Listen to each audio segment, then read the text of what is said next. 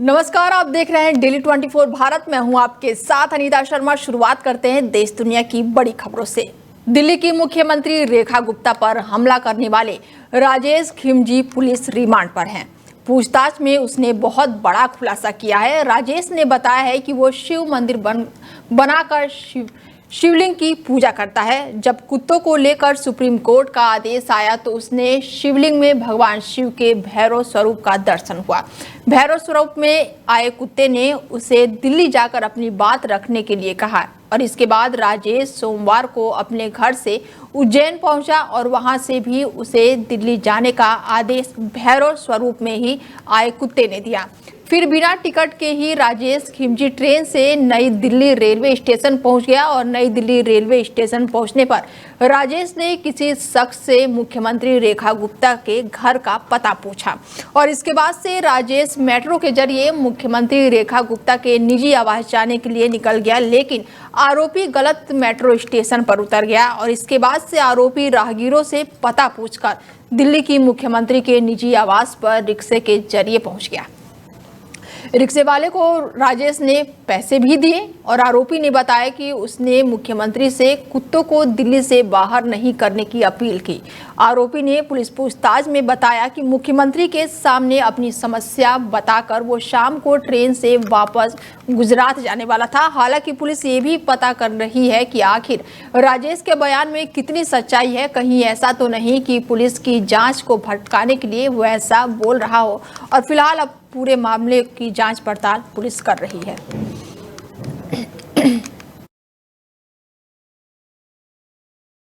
गुजरात के अहमदाबाद में स्कूल में छात्र की हत्या के मामले ने अब तूल पकड़ लिया है, जहां एक स्कूल में 10वीं के छात्र की चाकू से गोद कर हत्या कर दी गई। आरोप स्कूल के ही एक जूनियर छात्र पर लगा है। घटना से आक्रोशित अभिभावकों और स्थानीय लोगों ने स्कूल पहुंचकर जमकर हंगामा किया। गुस्साए लोगों ने स्कूल में तोड़फोड़ भी की। आरोप लगाया गया है कि वारदात के बाद जब छात्र खून से लथपथ होकर दर्द से तड़प रहा था तो स्कूल प्रशासन सबूत मिटाने में जुटा हुआ था। छात्र की हत्या के बाद से गुस्साए परिजन, स्थानीय लोग और साथ ही सिंधी समाज के लोगों ने स्कूल परिसर में जमकर विरोध प्रदर्शन किया। भीड़ ने तोड़फोड़ करते हुए स्कूल की बसों और वाहनों को नुकसान पहुंचाया और प्रशासन पर लापरवाही के गंभीर आरोप लगाए गए हैं। बता दें कि कक्षा 10 में पढ़ने वाला एक छात्र को स्कूल के छात्र ने चाकू घोंप दिया था और इस घटना में 10वीं का छात्र की जान चली गई थी। जानकारी के अनुसार दोनों के बीच धक्का मुक्की की मामूली विवाद हुआ था और जिसके बाद से अब ये विवाद बड़ा रूप ले चुका है। इंसिडेंट बना था इसके अंदर एक क्लास 10th के दो स्टूडेंट थे, इसके आपस में झगड़ा हुआ। उसकी वजह से एक स्टूडेंट ने दूसरे को चाकू मार दिया था। कल ही पुलिस ने उसमें FIR दाखिल करके उसमें जो अक्यूज के रूप में आरोपी था, जो जुवेनाइल था, पुलिस ने उसको डिटेन कर लिया था। मीनवाइल रात को ट्रीटमेंट के दरमियान जो इंसिडेंट में पीड़ित बच्चा था उसकी डेथ हो गई है। तो उसके परिवार वाले, स्कूल में जो बाकी स्टूडेंट्स पढ़ते हैं, उनके पेरेंट्स और सिंधी समाज के भीड़ यहाँ पे है, तो सफिशिएंट संख्या में पुलिस की यहाँ प्रेजेंस है।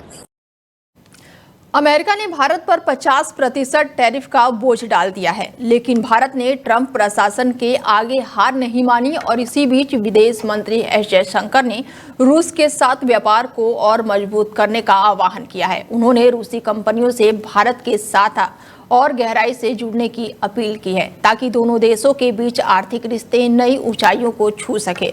जयशंकर ने भारत की तेजी से बढ़ती अर्थव्यवस्था और मेक इन इंडिया जैसी पहलों का जिक्र करते हुए कहा कि ये रूसी कंपनियों के लिए सुनहरा मौका है। उन्होंने भारत के विकास और शहरीकरण से पैदा होने वाले मांग को रूस कारोबारियों के लिए न्योता बताया है। जयशंकर ने कहा है कि $4 ट्रिलियन से ज्यादा की DGP वाला भारत जो 7% की रफ्तार से आगे बढ़ रहा है, उसे भरोसेमंद स्रोतों से संसाधनों की जरूरत है। जयशंकर ने भारत और रूस के बीच मजबूत रिश्तों की तारीफ की, लेकिन व्यापार में कमी को भी उजागर किया। विदेश मंत्री ने कहा कि हाल ही के सालों में व्यापार बढ़ा है, लेकिन व्यापार घटा भी है और अब हमें व्यापार को विधिवत और साथ ही संतुलित करने के लिए और जोरदार कोशिश करने की जरूरत है। ये न केवल ऊंचे व्यापार लक्ष्यों के लिए जरूरी है, बल्कि मजबूती और साथ ही मजबूत की स्थिरता को और भी आगे बढ़ाने की जरूरत है। अमेरिका ने भारत पर, बता दें आपको, कि 25% पहले टैरिफ लगाया था, लेकिन इसके बाद से उसे बढ़ाकर 50% कर दिया। ट्रंप भारत को टैरिफ बढ़ाने को लेकर कई बार चेतावनी दे चुके थे। उन्होंने भारत के रूस से तेल खरीदने से दिक्कत है। हालांकि चीन और अमेरिका खुद भी रूस से तेल खरीदता है, लेकिन ट्रंप ने चीन को राहत दे दी है और इसके बावजूद भारत ने रूस का साथ नहीं छोड़ा है। In the last few years, we have experienced the impact of the COVID pandemic, of conflicts, of political and economic shifts, of new technologies, and also of trade volatility. Each was unique in itself, but together they hold some common lessons. In the last few years, we have experienced the impact of the COVID pandemic, of conflicts, of political and economic shifts, of new technologies, and also of trade volatility. Maharashtra की राजनीति में बड़ा भूचाल आया है, जहां पर महाराष्ट्र नवनिर्माण सेना के प्रमुख राज ठाकरे मुख्यमंत्री देवेंद्र फडणवीस से मिलने उनके बंगले पर पहुंचे। दोनों के बीच में क्या बात हुई, इसकी जानकारी तो अभी सामने नहीं आई है, लेकिन उद्धव ठाकरे के साथ आने की अटकलों के बीच सीएम फडणवीस से उनकी मुलाकात चर्चाओं का विषय बन गई है। मुख्यमंत्री आवास से निकलकर राज ठाकरे ने कहा कि वो इस मुलाकात की जानकारी के बाद अपने घर पहुंचे हैं और इसी के साथ उन्होंने उत्सुकता और बढ़ा दी है। यूं तो राज ठाकरे कई बार सीएम देवेंद्र फडणवीस से मिलने पहुंचते हैं, कई बार सामान्य तौर पर मुलाकात कर चुके हैं, लेकिन इस बार की मुलाकात राजनीति और काफी अहम मानी जा रही है। दरअसल राज ठाकरे और उद्धव ठाकरे 20 साल बाद पहली बार एक साथ आए हैं और बेस्ट चुनाव में दांव आजमाया है। नतीजा ये हुआ कि बेस्ट कैंडिडेट सोसाइटी चुनाव में हमेशा दबदबा बनाकर रखने वाले ठाकरे गुट का इस बार खाता भी नहीं खुला, यानी ठाकरे बंधु पहले टेस्ट में ही फेल हो गए हैं। और ऐसे में राज ठाकरे के मन में भाई के साथ आने की बात को लेकर क्या चल रहा है, ये पता लगाना काफी मुश्किल है। फिलहाल ये तो आने वाला अब समय बताएगा। दिवाली और छठ पर बिहार जाने वाले यात्रियों के लिए रेलवे ने बड़ी राहत का ऐलान किया है। रेल मंत्री अश्विनी वैष्णव ने कहा है कि त्योहार के सीजन में यात्रियों को भीड़ और टिकट की दिक्कत से बचने के लिए 12,000 से ज्यादा स्पेशल ट्रेनें चलाई जाएगी। इतना ही नहीं, पहली बार यात्रियों के लिए रिटर्न जर्नी डिस्काउंट स्कीम भी शुरू की जा रही है, यानी घर जाने और वापस लौटने वाले यात्रियों को किराए में बड़ी छूट मिलेगी।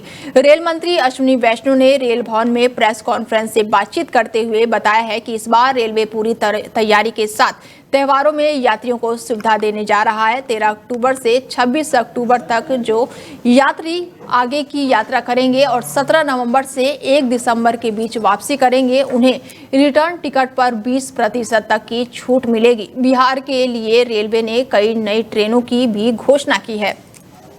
गया से दिल्ली के बीच नई अमृत भारत एक्सप्रेस, सरसा में अमृतसर के लिए अमृत भारत एक्सप्रेस और साथ ही छपरा से दिल्ली के बीच एक और अमृत भारत एक्सप्रेस और मुजफ्फरनगर से हैदराबाद के लिए नई भारत एक्सप्रेस तैयार की गई है और इसके साथ ही 12,000 से ज़्यादा ट्रेनें चलाई जाएगी। रेल मंत्री ने यहाँ पर त्योहारों को लेकर बड़ा ऐलान किया है।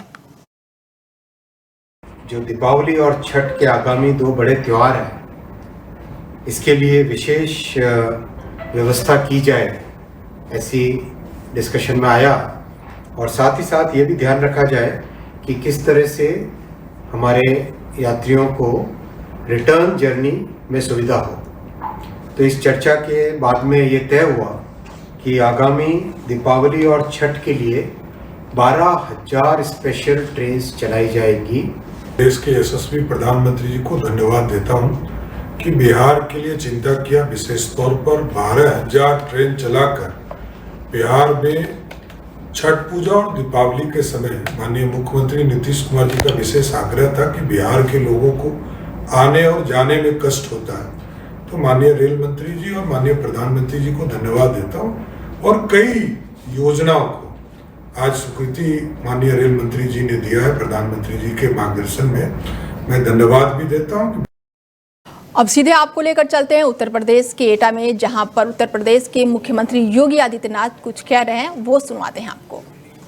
स्वच्छ और सुंदर वातावरण मिल सके, उसका फ्लाई ऐश का बेहतरीन उपयोग हो, इसके लिए श्री सीमेंट परिवार ने उसी के बगल में यह श्री सीमेंट के नए प्लांट के लिए लगभग 750 करोड़ रुपए के यह प्लांट यहां पर स्थापित किया है।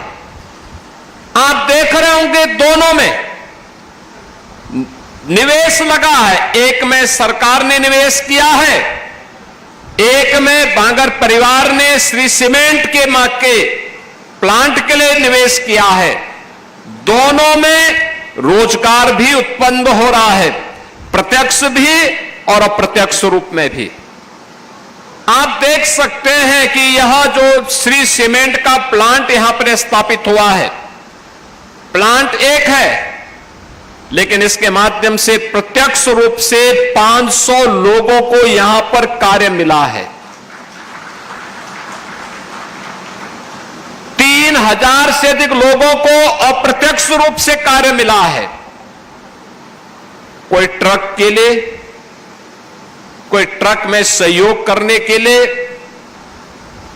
और इसके बाद जहां जहां पर इन लोगों ने इस सीमेंट को बेचने के लिए अपने स्वयं के लोग स्थापित किए होंगे, वहां के व्यापारियों को भी अपने व्यापार को आगे बढ़ाने के लिए श्री सीमेंट ने एक अवसर दिया है। ऐसे सैकड़ों लोगों के लिए नए रोजगार के अवसर उपलब्ध करवाने की आवश्यकता, और यही है विकसित भारत की आधारशिला।